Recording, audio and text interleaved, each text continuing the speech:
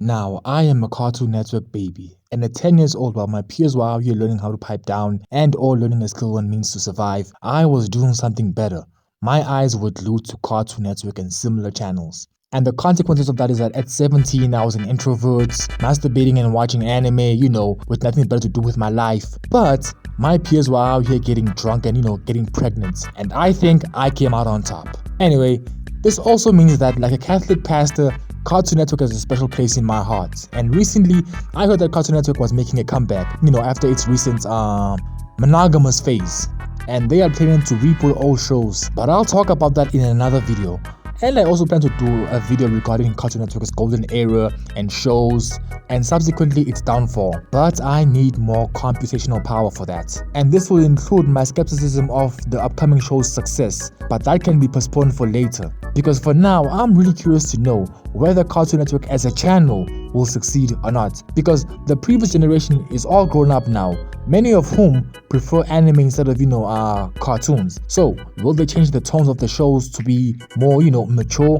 But I doubt that. But then, what about new audiences? I hear someone ask. But I doubt they'll find success on that front, because nowadays, kids are growing up on a deadly cocktail of iShow speed and lunchly, and that cannot be good for the brain. But seriously, gone are the days when kids will rush home from school, sit on the couch and watch TV. Now kids have smartphones, which have streaming services like, Netflix. And they also have the internet, which also has YouTube, which also has my channel with a subscribe button for you to touch. But seriously, why wait hours, days, or potentially a week just to find out what happens in the next episode when you can just binge that shit in one sitting on DownTube? And it really seems like the new corporate are investing millions for the channel to succeed.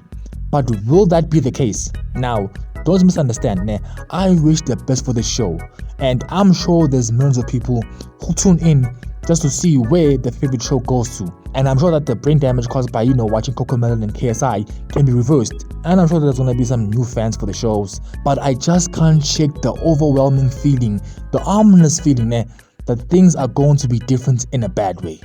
Anyway, that's all. And to Cat, the dog. On some Victor, I understand it now. I finally comprehend what you meant when you said it's hard recording a YouTube video with others in the house. And, at first I thought you were just exaggerating things or, just being fruity.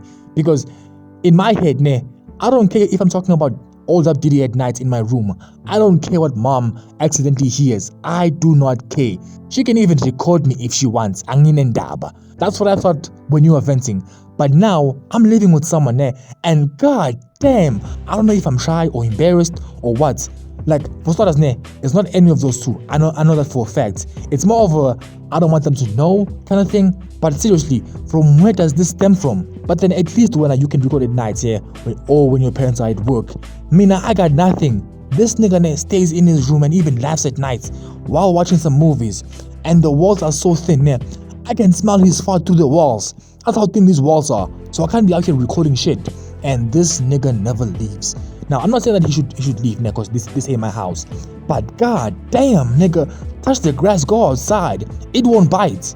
Anyway, I understand what you meant. And that's all, folks. I'm not to say that. Is he allowed to say that legally?